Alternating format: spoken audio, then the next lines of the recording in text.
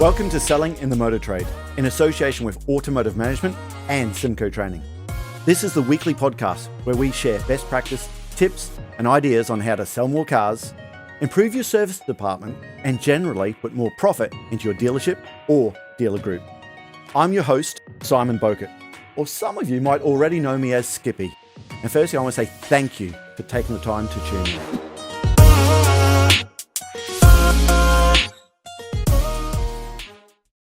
But in your career, is there anyone that's influenced you, as in people that you've worked for, that you've looked up and thought, what would he have done in that situation? How would she have done that? Anyone that's really stood out for you? I've got to be honest with you, you'd have asked me that maybe 15, 20 years ago. I could have quoted different sales managers or general managers and people such as. I guess in my role, I see it totally differently now. Yes, obviously I have respect for those above and around, but it's much more the inspiration for the people who work for me. And seeing their achievements. And we've had a massive push as a business around engagement. And we have like a social media channel within our sort of our systems that we have as a group. And we've really pushed and advocated the use of it. It's almost like Facebook working there. And I see on that elements of such huge positive employee engagement. And that's the bit that keeps me driven and keeps me focused, is that it's not so much just seeing the financials and the success, the volumes of CSI, whatever it may be. Of course, that's good. Of course, that's the bit that I share with my peers. But it's more seeing the belief and the drive of teams, because that builds like a level of foundation and concrete and DNA within Robinson Day, which is something that I'm so passionate about and is so pivotal to us. So when I think of who are the people who are inspiring, it's the people I employ and the people who stand above and beyond. And it isn't just classified to the best performers by any stretch of the imagination. Yeah, it's interesting. You're talking about Robinson Day DNA there. And something I was keen to ask you about. Robinson Day, I knew as a Peugeot business. Then, of course, come along Citroen Retail Group. Then there's DS, and I believe you're integrating, is it, how many Vauxhall dealerships as well? 10 Vauxhall dealerships. 10 Vauxhall dealerships. Yeah. What challenges do you go through to get a culture within the business when you're acquiring, or some people will be listening to this, they might be acquiring new businesses for their dealerships? How do you get that culture?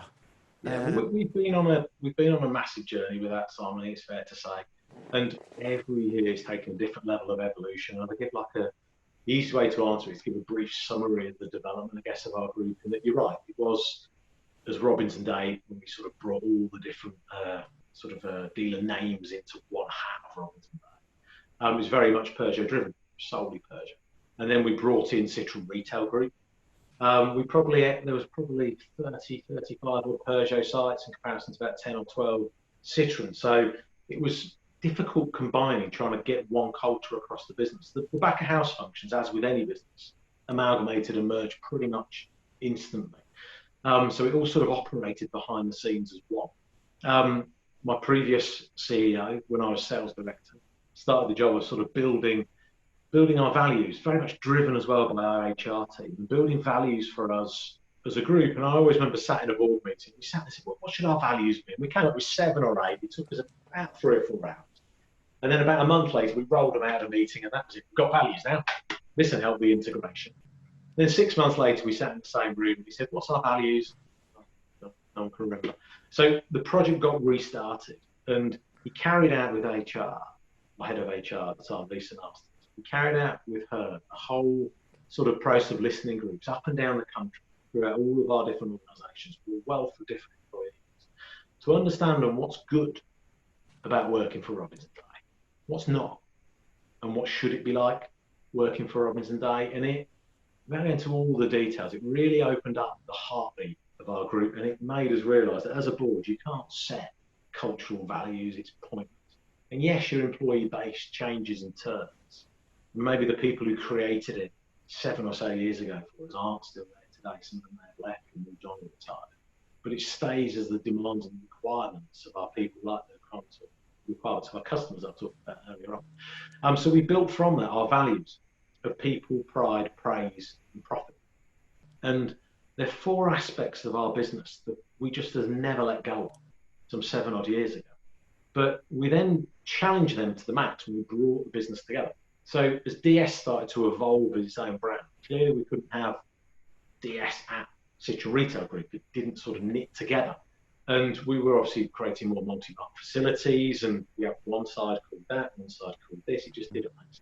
So we knitted the whole thing together. It was brought today, and it coincided back in 2016 when I became CEO, and we decided we weren't going to change our values, but we were more than conscious that our employees didn't really know our vision as a company. And companies have slogans. We haven't got a slogan.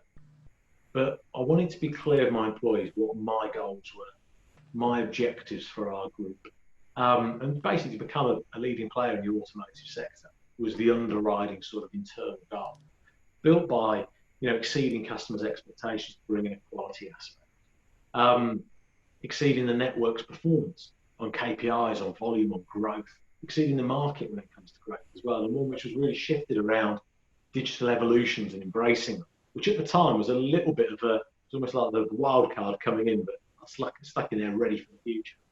But what we noticed, if you imagine this sort of slide of our vision and our values, was this gap in the middle. The values very people-centric, the vision very business-centric. And you think of any sales department, you get your manufacturer's targets, you get your CEO's budgets, and you drive on, you post your 80 used cars, your 50 new, whatever it may well be, you get to your grand or £2,000 a unit, whatever numbers you chuck onto it. On the first of the month, we go and wipe it down, it's all forgotten, off you go again.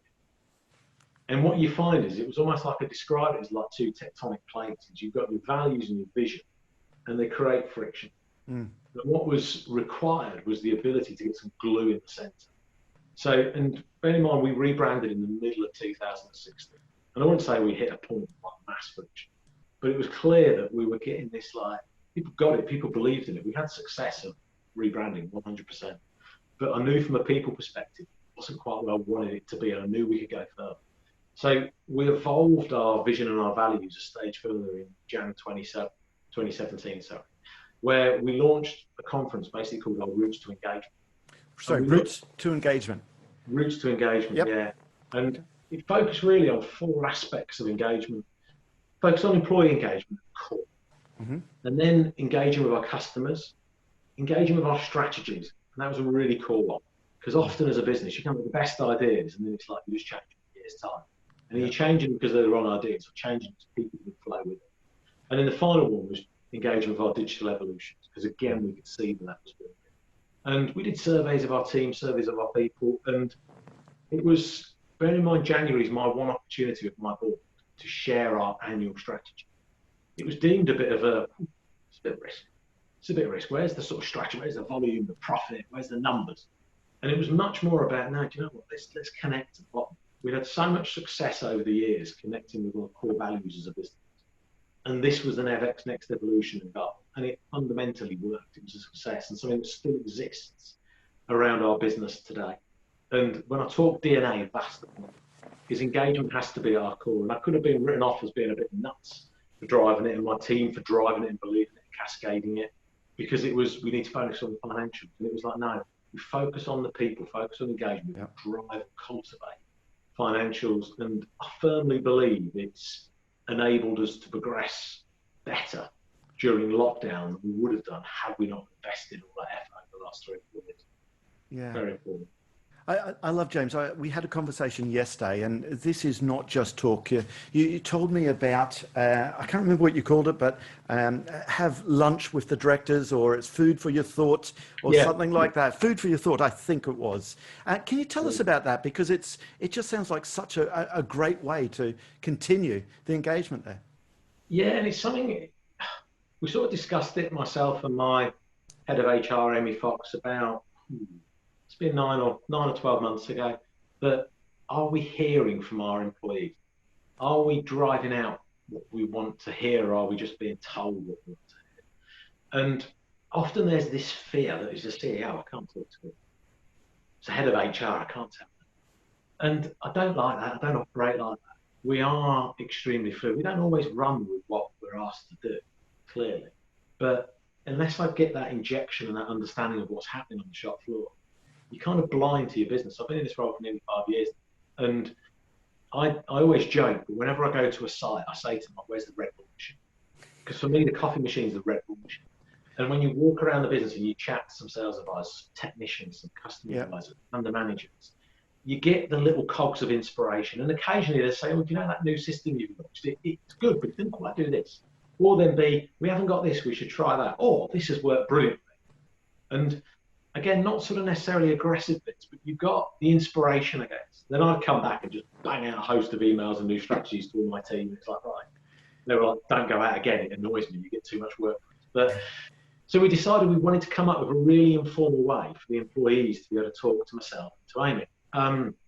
And we simply branded it Food for Your Thoughts, with the logic being that we'd turn up at sites and it's either my or Amy's job to buy and stop at M&S or somewhere on the way through and get a bag of goodies, some biscuits, some cakes. More recently, we've added fruit. I'm not quite sure why.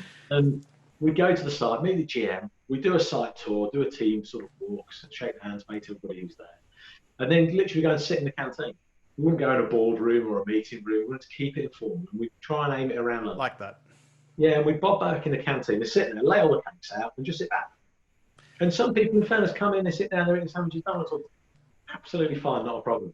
Others would come in, others wanted to talk to you one-on-one, again, which is cool, which is fine. But we sort of went to open people up and get some inspiration. And there's the first one we did just gave us the inspiration that this is working, we need to carry on. And unfortunately, obviously, we hit the lockdown point, so we had to lessen and stop.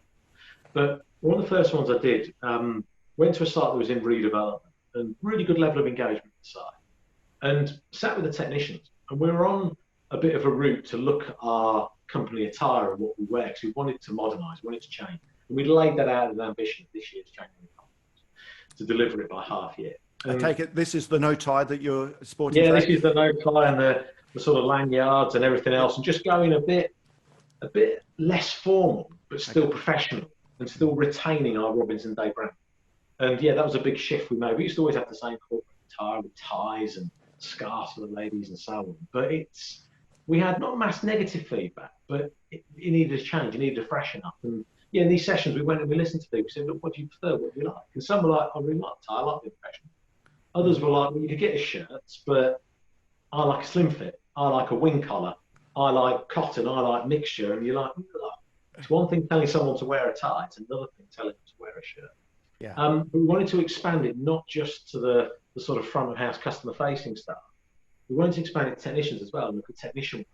And chatting to these technicians, it was great. There was a master tech there, a technician and an apprentice, or a couple of apprentices. And we give an allowance, I'm sure most companies, for technician boots. We provide the workwear, but for technician boots. And I can't remember the exact value, because obviously we changed it now, which is part of this story. But one of the techs said to me, he goes, got to be honest with you, the boots you provide us, they're crap. I was like, okay, all right. Didn't realise that. What do you mean by crap? Too tight, the rubber wears away, they don't slip, they're safe, they've got steel toe caps, etc., but they're just not comfortable. I was like, okay, all right. And then I spoke to one of the other techs, and he was like, I don't bother. I know you give me an allowance, let's go and buy me own. Because I spend another 10 quid, 20 quid, what have you, and I get that. And the apprentices just sat there, it's like, well, I'm just wearing boots. And it made me realise that, see, I've turned up to work, I'm wearing my shoes, I've worn the shoes that I like, I've chosen the shoes that I find comfortable. But I tell technicians, they have to wear these boots. And yes, we give an allowance, so we think we've done the job.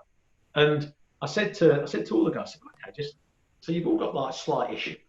I said, so how much more would we need to increase the allowance by for you to get from the catalogue a decent pair of boots? Tenner. Done. Next question, who wants a cake? And within 24 hours, we changed it across the entire group. But the reality is, not that I didn't see that as important, but it would never have ever come to my radar. Yeah. Because probably in the past, people have maybe raised it at different levels below myself. Don't ask that. It's been killed. Don't do that. No, you never get away with that. Don't even bother asking.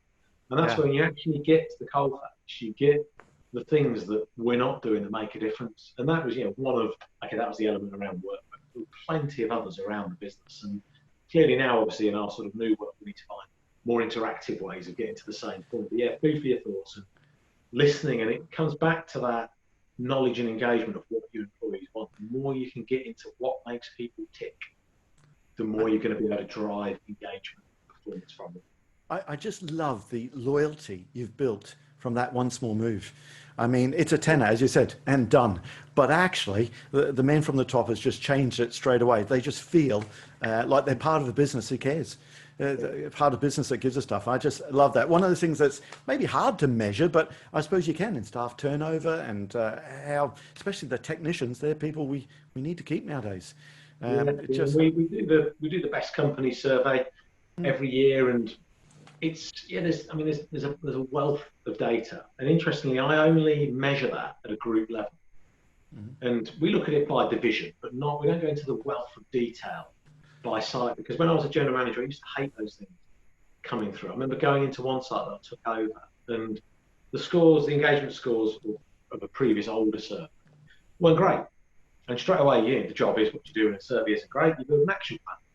You're building an action plan at a site level. And 9 times out of 10, actually, it's not the employees who are engaged. It's the general manager isn't engaging the employees. Yeah. And therewith lies the problem. And who creates the action plan? The manager. Doesn't make any sense.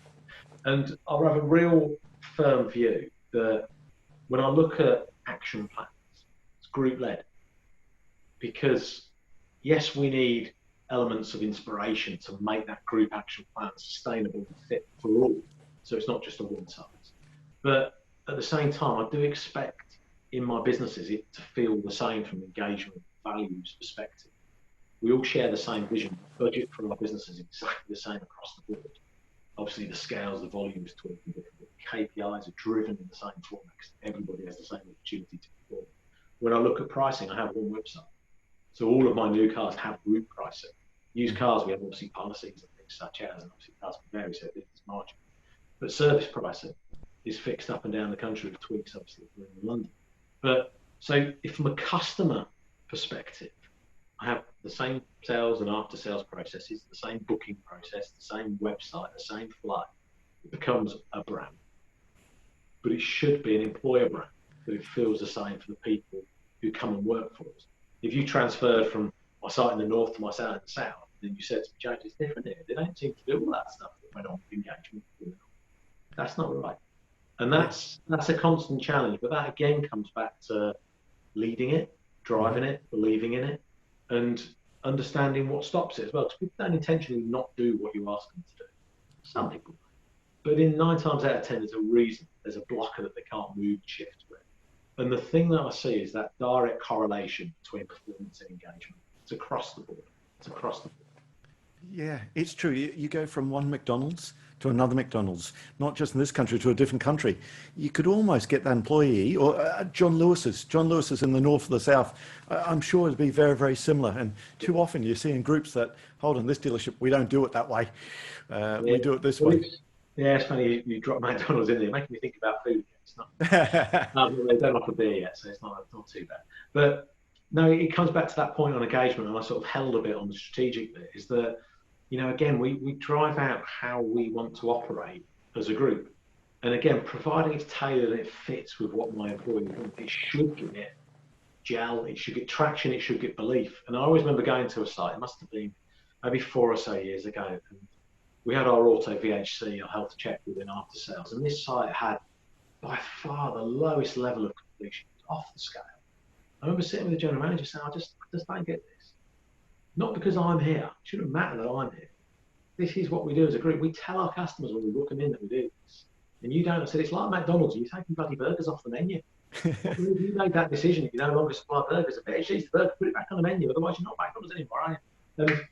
I'm a bit passionate. But it's not about being like a dictatorial kind of move. These are elements that enable customer advisors to increase earnings, technicians to increase hours and efficiencies, and the business to survive and create revenue and profitability. And but you've got to get, and that was a good example where it wasn't just like, just that one.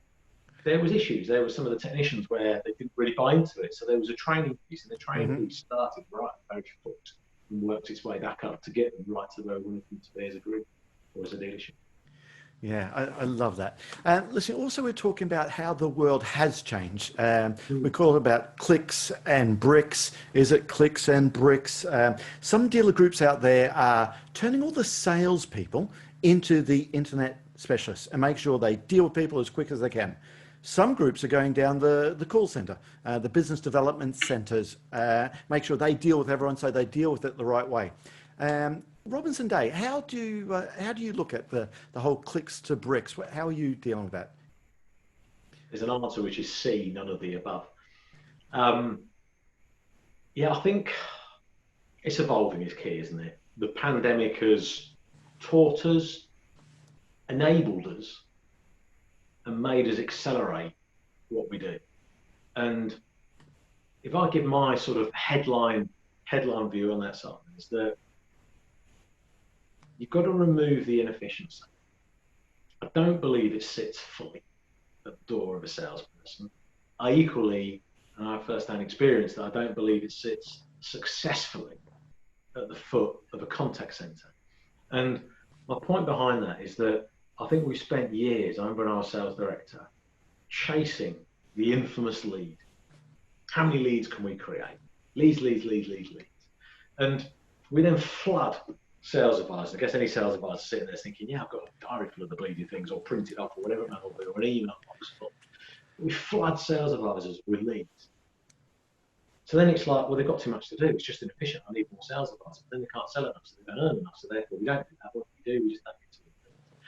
And I fundamentally disagree with it. And what we're developing and spent time building is this approach to suck the leads away. And everyone's done this. So you probably said, yeah, but that's the contact center we've changed. That was option B, I think it was. Yes. But the catch is, and we've seen it firsthand with contact centers, is all you end up doing is you just uplift those thousands of leads and stick them into a contact center. So yeah, the contact center have got more time. They're more efficient at handling those leads than the salespeople. The salesperson's got deliveries, they're working different hours, they've got customers, they've got cars to sell, they've got meetings to attend, training to do, and they're in a busy showroom environment. It's not that closed office headset on space where they can crack on and make an outbound call. And we drive very much on, you get SLAs as well, don't you? How quickly we contacted them, how many times have we contacted them, have we got the infamous appointment? And I think for me, we're missing the trick in that when we actually look at leads, one of the biggest explosions of lead volume many, many years ago was online valuation. And I remember when I first turned it on, it was like, wow, this is brilliant, we're going to sell loads more cars. Didn't really sell loads more cars. We did more online valuation requests and more sales to them. We didn't sell a huge amount more cars. But the catch is, if we look at our websites and our, in inverted commas, leads, I would just challenge the question versus when I did it on bits of paper. Is it genuinely a lead? Or is it just a customer on a journey?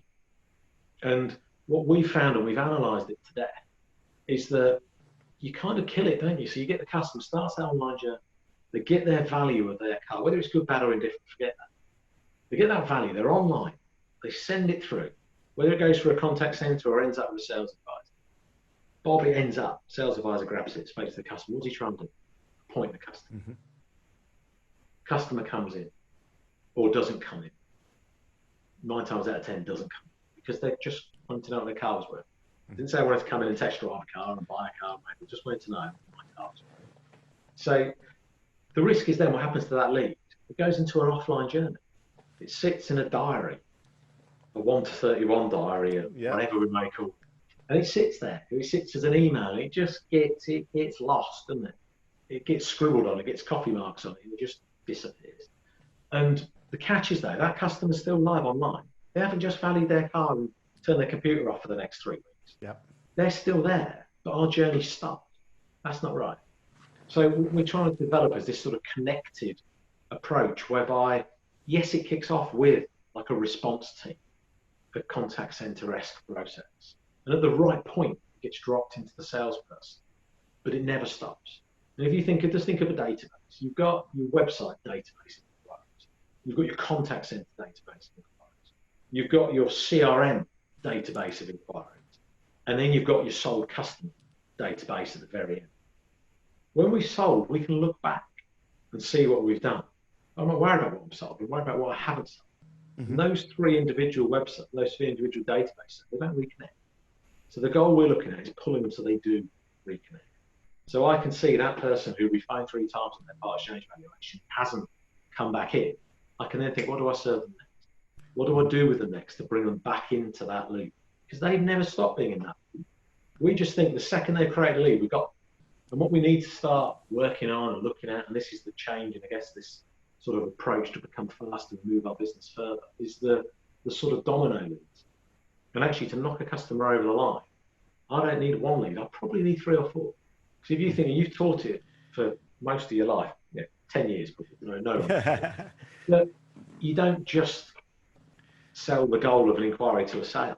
Yeah. There's the steps, the road to a sale, whatever you want to call it. Yep. And all too often, our website has the tools and the functionality to create those steps. We have finance calculators, we have test drive requests, we have funds, we have valuations. We connect them all up together. And you've got the people chasing the online sale and e-commerce and so on, which is great, and that will come. But you can't chase that until you've got your cogs connected. And it is making that seamless online and offline journey. And yeah, I think that when I look at the next 6 months and the challenges that sit ahead, the quicker our business shifts towards that model, the more sustainable it comes, not just to weather the storm of maybe the final 3 months of 2020, but to be future-proof for 2021. And it's a big part that I challenged my team on. 2 of my team, one said, what are we going to do for the next 2, maybe 3 months? And suddenly she had a to-do list as long as your arm. Of all the projects that we'd always talked about, never had time to get off the ground. Suddenly we made them lift off. Some of them we just threw away. I thought, we keep talking about this. I've got time. Yep. I don't want to do it anymore. That's not going to add value. That's actually outdated. Or isn't going to add value, so we parked. But we focused on what we could deliver and what we could achieve to move our business faster and further. So faster in that we got things developed quicker than the previous January time plan we would have set. But then the goal being that whatever we've developed takes us further. It's not just ready for now. It's got to be ready for 21, 22. Otherwise, we're going to topple and fall over. And this whole piece around connecting the dots of the customer journey is pivotal. And it doesn't eradicate the role of the sales advisor in any way, shape, or form, but it makes them more efficient. It makes them more effective. It makes them more driven into product sales, enriching the selling. We can all sell a car. We joked about this, that when you've been training, when I was a general manager, there was a spare customer. You could go and dive in there, sell that person a car in an hour. The reality is, a sales manager never makes as much money as a sales advisor because they don't do the test drive. They skim on the part exchange, then flip the screen around and do the finance quote in front of the customer because we can. Yeah. And that's the point. We've got to enrich what the salespeople are able to do. To enrich it, we need to remove waste. And waste not just by stuffing it into a contact center, but waste by enriching that process. That's a really long-winded answer to a question about 10 minutes. No, it's a great answer. That just leaves me to say that all details of this episode and other episodes on the selling in the motor trade can be found on our website, symcotraining.co.uk. Go there to get a copy of our book, Words That Sell Cars. Go there to sign up to a free trial of our Sales Fitness online sales training program. Easiest way to get hold of me is Simon Bowkett through LinkedIn. Thank you.